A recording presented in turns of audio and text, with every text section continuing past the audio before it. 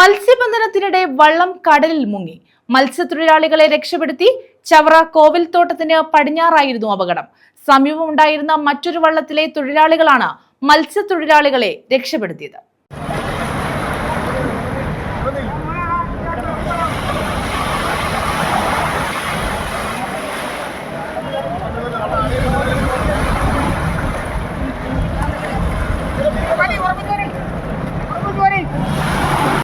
മത്സ്യബന്ധനത്തിനിടെ വള്ളം കടലിൽ മുങ്ങി. വള്ളത്തിലുണ്ടായിരുന്ന രണ്ടുപേരെ സമീപമുണ്ടായിരുന്ന മറ്റൊരു വള്ളത്തിലെ തൊഴിലാളികൾ രക്ഷപ്പെടുത്തി.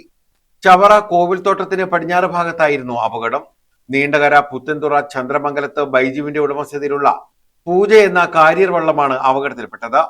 ബൈജുവിനെയും ഒപ്പമുണ്ടായിരുന്ന പുത്തൻതുറ കാട്ടിൽ ബാബുവിനെയും സമീപത്തുണ്ടായിരുന്ന വള്ളത്തിലെ തൊഴിലാളികളാണ് രക്ഷപ്പെടുത്തിയത്.